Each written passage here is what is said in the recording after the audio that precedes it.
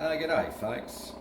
Yeah, so if you didn't hear what I just said, I said no noise cancelling technology today. My Bluetooth headset was on the fritz this morning. I'd run the battery down accidentally, and yeah, it didn't want to go again. I thought it was buggered, but I plugged it in, and a couple of days later it came good, so I was happy about that. Yeah, but yeah, I was set for this adventure, and I wasn't going to let the audio stop me from doing it. My mission was to take on this hill climb, which I've been at the base of that hill a couple of times, and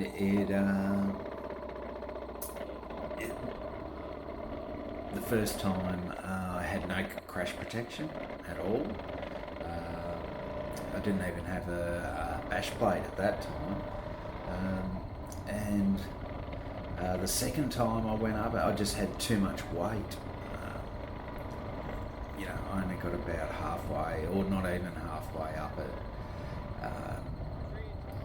and getting down was a mission. You might recall in my last video, part one of my last video, my first off-road adventure. Yeah, that's where I first dropped my bike that morning. Yeah, trying to turn around and get back down the hill with all the weight I had on the bike, it was just a no-brainer, mate. Just leave it alone. Yeah, I was going to leave it till I had some knobbies, but I thought if I air my rear tyre down, it might give me enough traction to get up that hill, because my rear tyre at the moment is probably about 80% road biased. Yeah, it's not very dirt friendly. It's okay for a dirt road, but yeah, the traction just isn't that good. That's my dog out there barking. She can hear me talking in here, and she's like, "What's going on? I want to know." So she's barking away out there. Anyway, that's the intro to this video. I really apologise for the noise in this video. It is annoying at times. Usually I don't use the audio from GoPro. I use it through my Bluetooth headset.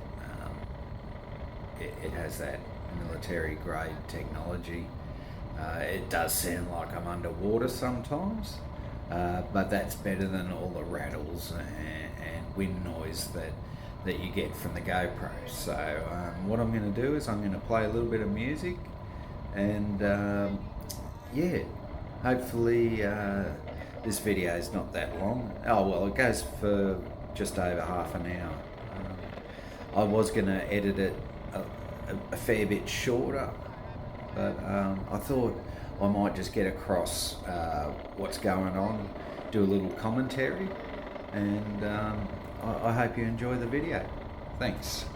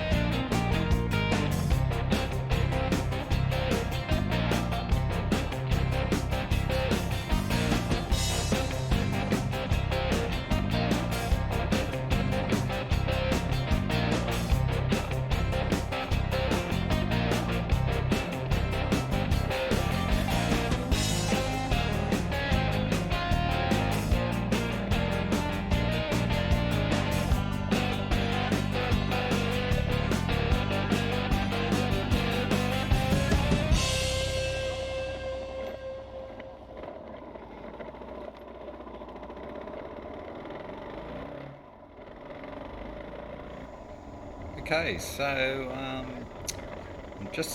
I'm still on Sandy Creek Road here, and it's just about to divert onto Goodla Road.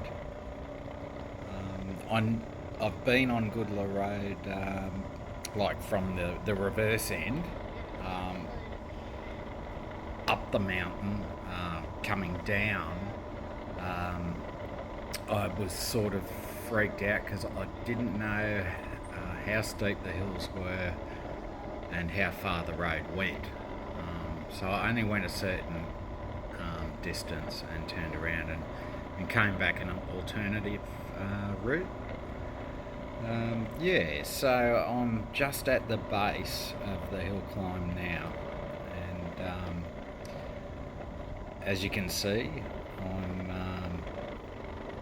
working my way up this hill to around this corner coming up is where it starts to get seriously steep, and there's a few ruts. I needed to check out the line, and basically what I'm doing now is saying that is a bloody big hill. And I also verbalise that I'm shitting myself. You know what I mean? And I'm just talking myself into it. I'm telling myself that fear is not an option, even though fear does keep us alive at times. You can't let fear stop us from doing what we really want to do. And what I really wanted to do on this day was take on this hill. Anyway, right now I'm checking out the line, seeing how I can hit it with speed. I've aired my tyre down to, I think it was around 20 psi. I aired the front tyre down a couple of pound as well, just to give me a little bit of traction around this corner, because I needed to carry a little bit of speed around this corner. Anyway, yes, I am genuinely scared at this time. As I'm going down, I'm just contemplating. I'm breathing, trying to control any anxiety that's associated with a task like this. And for me, that's just taking a few deep breaths. Like I'm looking over the edge here and I'm thinking, you know what I mean? That's nothing compared to what it looks like when you get up the top of this road. Anyway, I'll leave you to the action.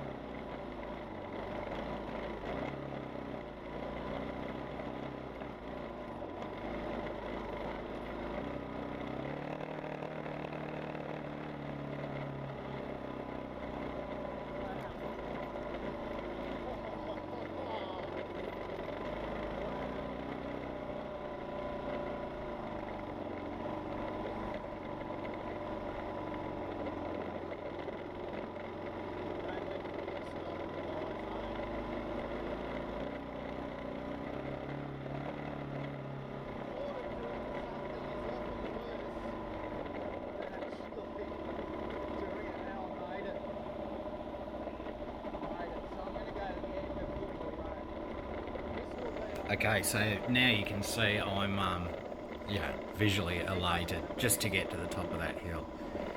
I'd completed my mission for the day, or so I thought. Part of the mission was to scout out this road, and pretty soon I realised I've travelled this before, so I realise it's not far to the end of Goodla Road. I think it turns.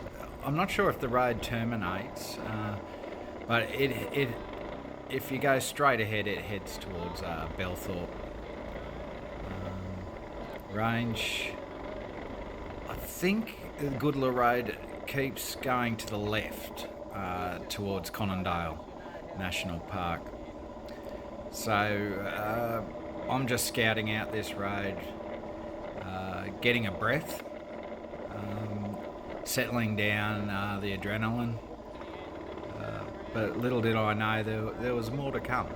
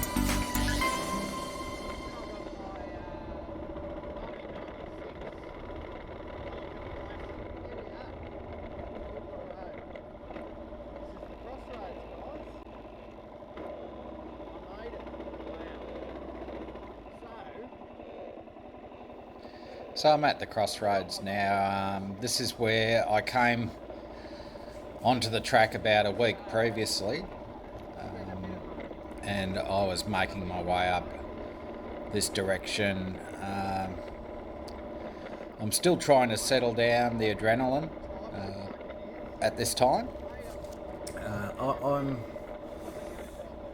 not a high-strung person, but I do have to manage my anxiety, and sometimes it's just good to slow down. Now I'm starting to get to know these tracks. I'm looking forward to, um, you know, doing some good times along these tracks, making it a little bit more exciting viewing. And I know it's not very exciting at the moment. So, heading back along this track, uh, it does get exciting for me. And yeah, without saying too much, I don't want to give away what happens just up a little bit. It's one of those things. When I was a young bloke, I did a fair bit of dirt riding, bush riding. I loved it. Unfortunately, I could only ever afford, old clapped out motorcycles, and at that time of my life, I really didn't know how to look after a motorcycle. I didn't know to do oil changes, for instance. With two strokes, I didn't even know you put oil into the fuel. I did buy a two-stroke bike once, and I blew it up within a day because, and I was shattered.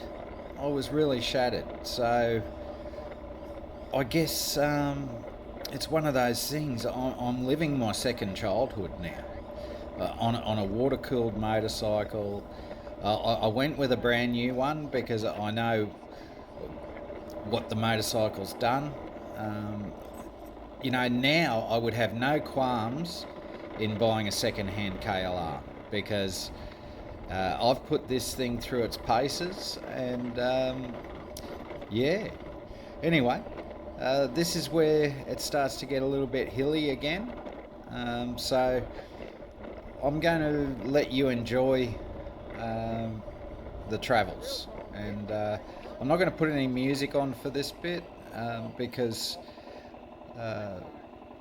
yeah, it'll be good to hear what the bike's doing and what I'm doing. Yeah. Just going to go down easy. This is the one that I stopped at last time and I wouldn't go up. It's got these huge jumps.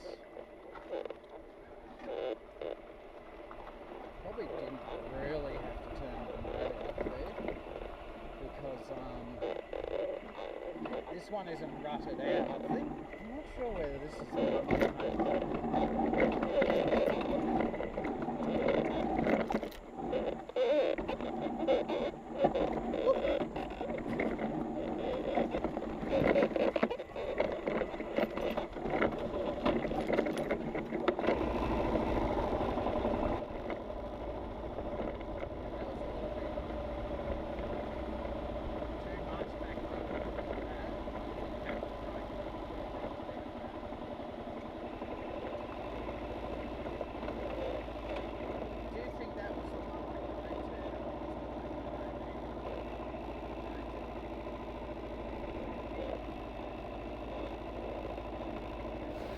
Yeah, so I don't know whether you can hear it or not, but my tyre is fully locked going down that last hill. So let's see how we go just up ahead here.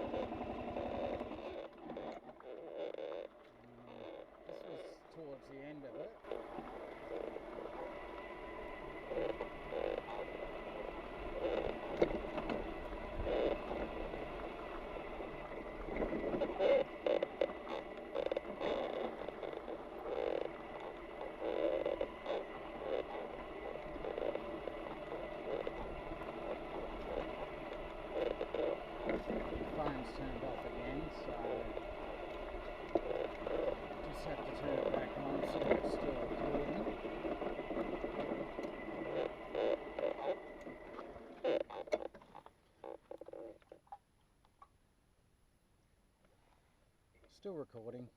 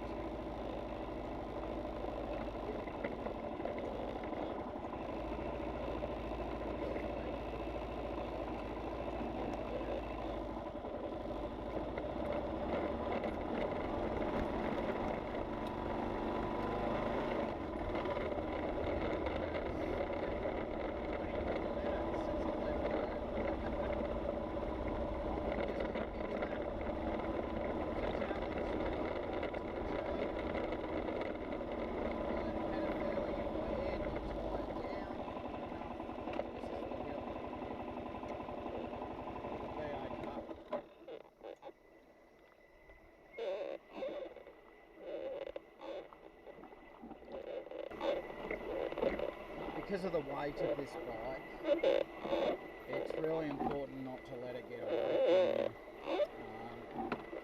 That's why I'm turning my motor off. I'm using the engine brake. If I had the motor running, it would want to run on a little bit. So I've got my back brake, my foot on the back brake, my 2 fingers on my front brake.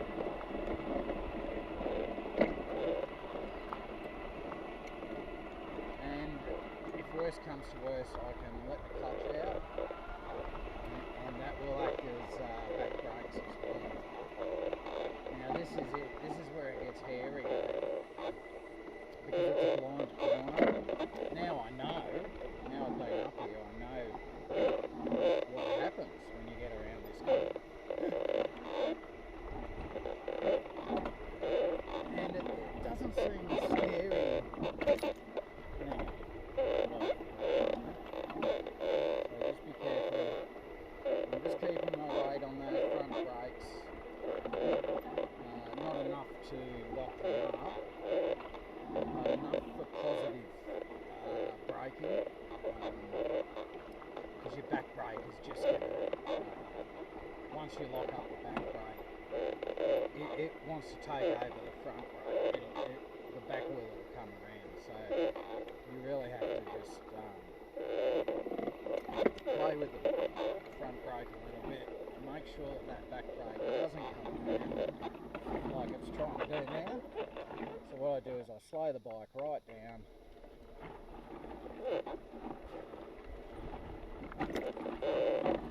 This is the first aid kit. There's something on the side. There's something there. Now, yeah, it gives you an idea of how steep it is, because the bike just wants to go.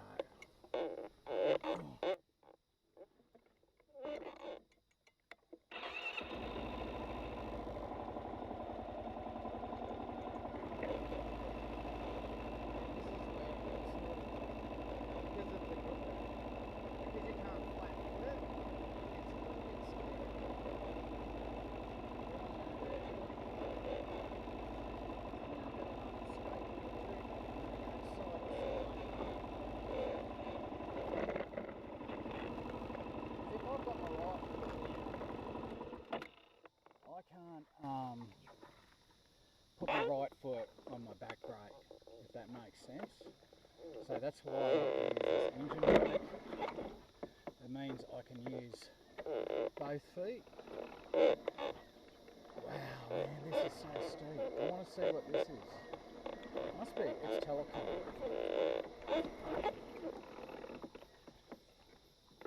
Now Now I can see a line where I can roll down there, so I feel a little bit safer to get up a little bit more speed. I don't really want to, but if I try and just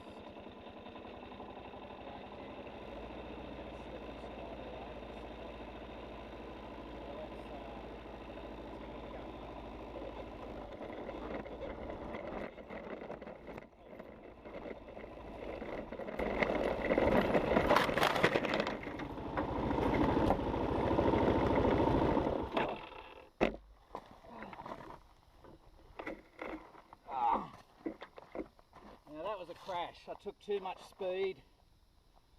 Oh, way too much speed, Juddy. Oh well. What are we going to do? Leave it in gear. Kickstand down. Didn't sound too good.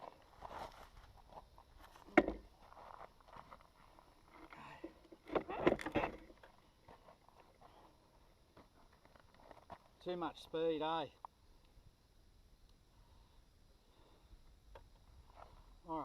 come on mate. Turn the ignition off. Just have a rest for a sec actually. It's a steep hill, eh? It is a steep hill. That was a crash. Okay. Let's do this. Oh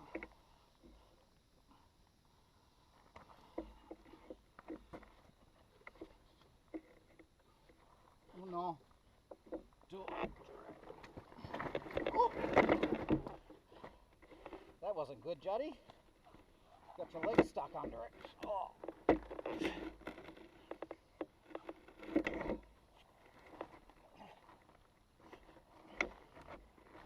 Okay. Let's try again. Oh.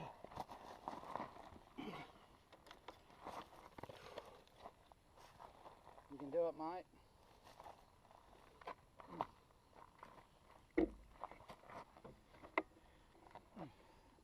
Oh no.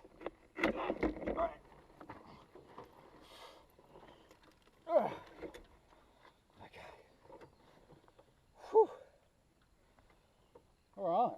I can smell fuel. I broke my wow.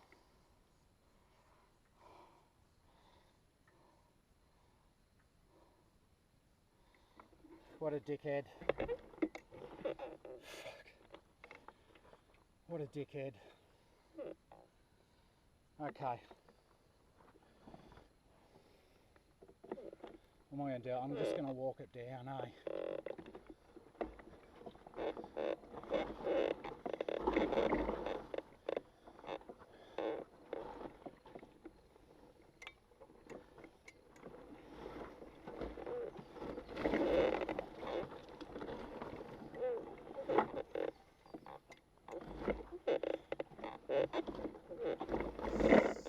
Okay, it's hard to appreciate how steep this hill is.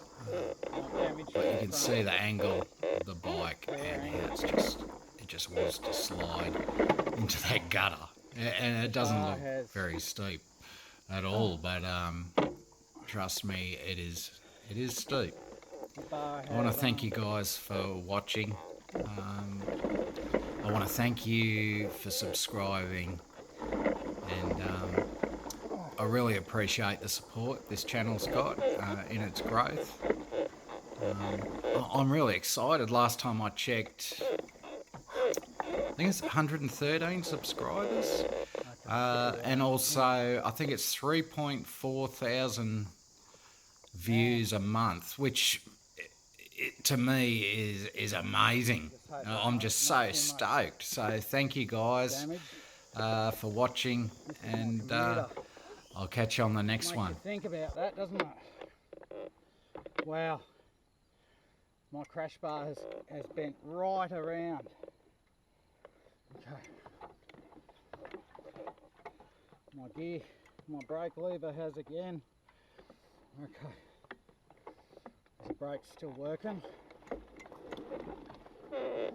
Yeah. That was really silly. I shouldn't have given it its head.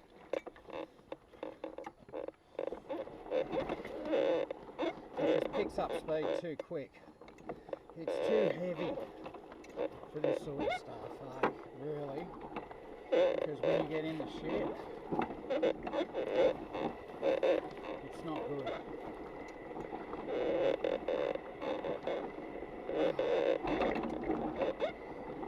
Okay, so my knee's touching my crash bar. It's actually, I think this is going to be